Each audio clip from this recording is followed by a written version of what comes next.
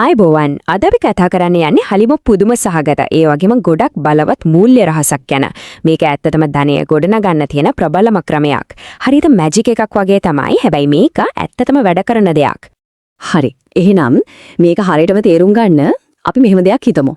හිතන්න යම් කෙනෙකුට මෙන්න මේ වගේ අවස්ථා දෙකක් ලැබෙනවා කියලා. හිතලා බලන්න මේ දෙකෙන් තෝරගන්නේ මොකද්ද කියලා. දැන් බලන්න මෙතන තියෙනවා තීරීම් දෙකක්. එකක් තමයි අදම මේ දැන්ම අතට රුපියල් කෝටියක් ගන්න එක. අනිත් එක තමයි අද රුපියලක් විතර කරගෙන දවස් 30ක් යනකල් ඒක හැවදාම දෙගුණ වෙන්න දෙන එක. ඉතින් බැලුබෙල්මටම හිතෙන්නේ පළවෙනි එක තමයි හොඳම දේ කියලා නේද? හැබැයි මෙන්න මෙතන තමයි පුදුමම දේ වෙන්නේ. දෙවනි තේරීම තෝරගත්තා නම් දවස් 30ක් ඉවර වෙනකොට අතට එන මුදල බලන්න රුපියල් කෝටි 53කටත් වැඩි. ඔව් ඇත්තටම අන්න ඒක තමයි අපි මේ කතා කරන රහසේ නියම බලය. ඉතින් මේ වගේ මැජික් එකක් වගේ පේන දේ පිටිපස්සේ තියෙන සංකල්පය තමයි සමෘද්ධි පොලිය. නැත්නම් ඉංග්‍රීසියෙන් කියනවා compound interest කියලා. බලන්නකො මහා විද්‍යාඥ ඇල්බර්ට් අයින්ස්ටයින් පවා මේක හඳුන්වලා තියෙන්නේ ලෝකයේ 8 වෙනි පුදුමයේ විදිහට. හරි. එහෙනම් බලමු කොහොමද මේ කියන බලවත් ශක්තිය ඇත්තටම වැඩ කරන්නේ කියලා. ඒක දැනගන්න අපි මුලින්ම හරියටම තේරුම් ගමු මොකක්ද මේ සමෘද්ධි පොලිය කියන්නේ කියලා. සරලවම කිව්වොත් මෙහෙමයි. කෙනෙක් ආයෝජනය කරන මුදලට විතරක් නෙවෙයි පොලිය ලැබෙන්නේ. ඒ ආයෝජනයෙන් හම් වෙන පොලියටත් ආයමත් පොලියක් එකතු වෙන එක තමයි වෙන්නේ. ඒ කියන්නේ පොලියටත් පොලියක් ලැබෙනවා. අන්න ඒක තමයි සරල පොලියට වඩා මේකේ තියෙන ලොකුම වෙනස. මෙන්න මේ උදාහරණයෙන් ඒක පැහැදිලිවම පේනවා. හිතන්න රුපියල් ලක්ෂයක් 10 සතිය පොලියට ආයෝජනය කළා කියලා. බලන්න පළවෙනි අවුරුද්ද ඉවර වෙනකොට ක්‍රම දෙකකින්ම එකම ගාණක් ලැබිලා තියෙනවා. හැබැයි දෙවෙනි අවුරුද්දෙන් දැන් වෙනස පටන් ගන්නවා. සමෘද්ධි පොලිය ඉස්සරහට යනවා. එයයි මොකද අර කරින අවුරුද්දේ හම්බ වෙච්ච පොලියටත් පොලියක් එකතු වෙන නිසා. කාලයත් එක්ක මේ පරතරේ හිතා ගන්න බැරි තරම් ලොකු වෙනවා.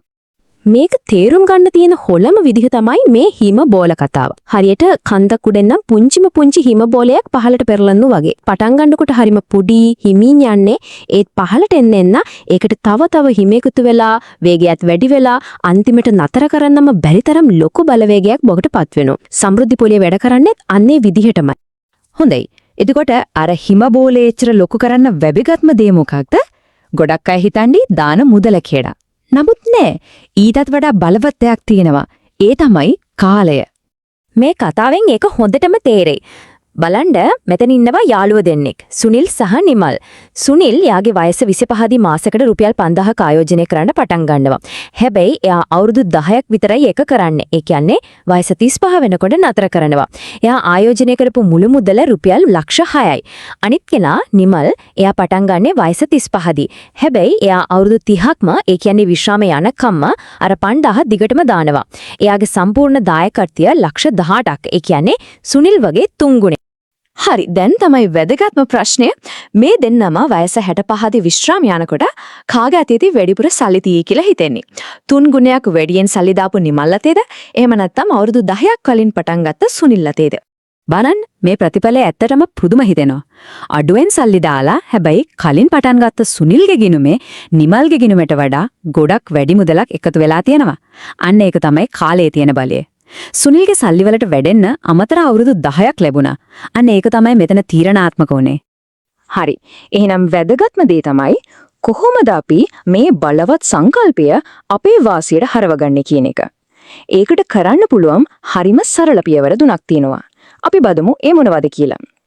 පළවෙනි සහ වැදගත්ම දේ තමයි අදම පටන් ගන්න එක. පරක්කු වෙන්න එපා.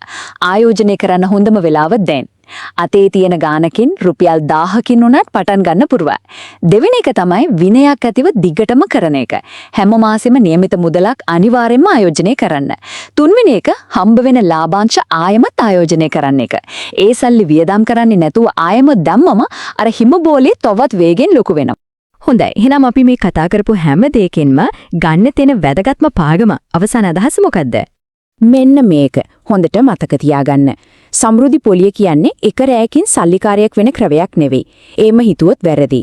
හැබැයි විනයක් ඇතුව ඉවසීමෙන් දිගු කාලිනව මේක කරන කෙනෙක්ට නිසැකවම ධනය ගොඩනගා ගන්න පුරුවන්. ඒක get rich quick නෙවෙයි get rich sure ක්‍රමයක්. අවසාන වශයෙන් මේක හිතන්න. කෙනෙක්ට තියෙන වටිනාම වත්කම එයාගේ පඩිය නෙවෙයි. ඒ තමයි එයාට තියෙන කාලය. ඉතින් වැදගත්ම ප්‍රශ්නේ තමයි ඒ වටිනාම වත්කම. එචෙන කාලය ආයෝජනය කරන්න පටන් ගන්නේ කවදාද කියන එක.